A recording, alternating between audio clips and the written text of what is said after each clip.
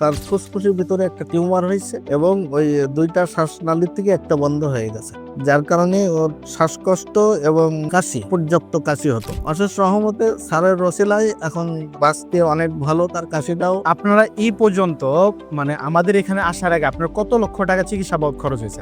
এখন ইন্ডিয়াতে যেহেতু এটা চিকিৎসা করিনি, তারপরেও 5 থেকে 6 লক্ষ টাকা চলে গেছে। 5 থেকে 6 লক্ষ টাকা। জি জি। আসসালামু আলাইকুম, আমি doctor ATM Rezaul Karim, cancer চিকিৎসক অধ্যক্ষ ডাক্তার এস এম সরোয়ার স্যারের সহযোদ্ধা হিসাবে কাজ করতেছি গণস্বাস্থ্য হোমিওতে। তো এখানে আমরা দেখে আসতেছি আল্লাহর মধ্যে বহুত পেশেন্ট সুস্থ হয়, যাদেরকে দেখতেছি অ্যাম্বুলেন্সে করে নিয়ে আসতেছে বা হসপিটালে আইসিইউতে আছে, ওখান থেকে ব্যাক করে। সেই ধারাবাহিকতায় আজকে আপনাদের সামনে আমাদের ছোট্ট একজন বাবুর পরিচয় করে দিব, যে আমাদের এখান থেকে চিকিৎসা করে আল্লাহর মধ্যে সম্পূর্ণভাবে সুস্থ আছে।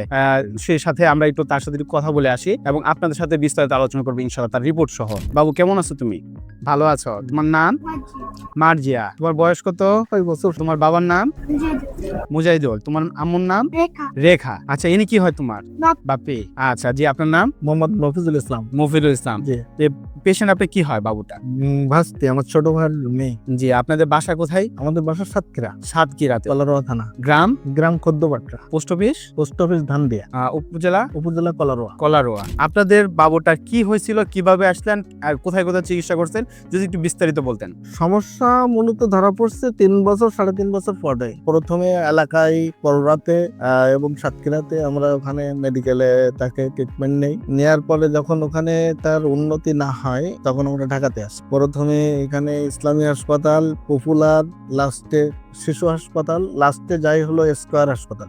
স্কয়ার হাসপাতালে যে তাকে যে রিপোর্টটা আসলো, তার ফুসফুসের ভিতরে একটা টিউমার হয়েছে এবং ওই দুইটা শ্বাসনালীর থেকে একটা বন্ধ হয়ে গেছে, যার কারণে ওর শ্বাসকষ্ট এবং কাশি, পর্যাপ্ত কাশি হতো। এরপরে ওখান থেকে অপারেশন করালাম। অপারেশন করে ওখান থেকে আসার পরে তারপরে ওটা নির্মূল হয় নাই। পরবর্তীতে আবারও এক্সরে করে দেখলাম যে ওটা একটা বন্ধ হয়ে গেছে। এরপরে সবাই বাড়িতে সবাই বলাবলি করলো, সর্বশেষ বললো যে ইন্ডিয়াতে নিয়ে যাওয়ার জন্য। তো ওদের সব পাসপোর্ট আমি থেকে করাই দিলাম, দিয়ে পরে ওদের ইন্ডিয়াতে পাঠালাম। ইন্ডিয়াতে আমরা বাজি। ইন্ডিয়াতে কোথায় চিকিৎসা নিয়েছেন আপনারা?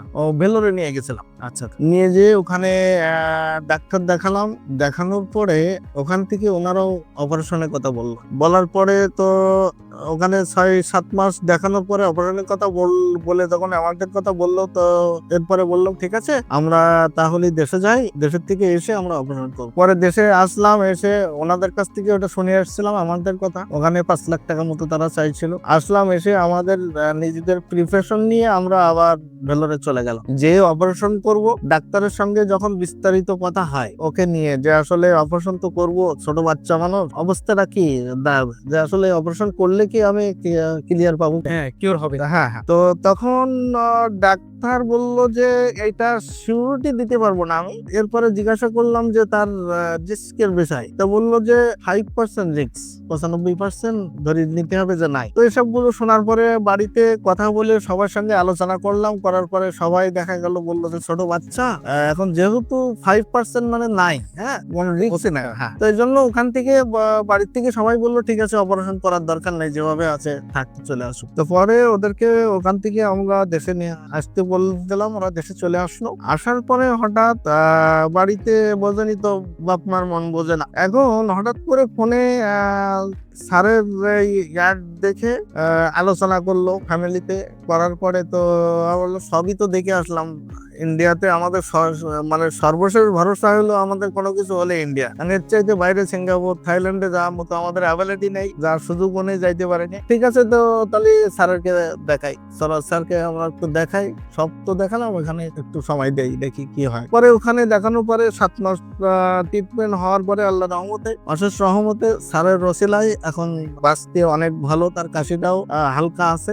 এবং রিপোর্টটা যা পাইছি, রিপোর্টেও দেখা গেল যে এটা ছিল ওইটা আস্তে আস্তে ক্লিয়ার হচ্ছে। সব মিলাই আল্লাহর রহমতে এখন অনেকটা ভালোর দিকে এই অবস্থায় আছে এখন।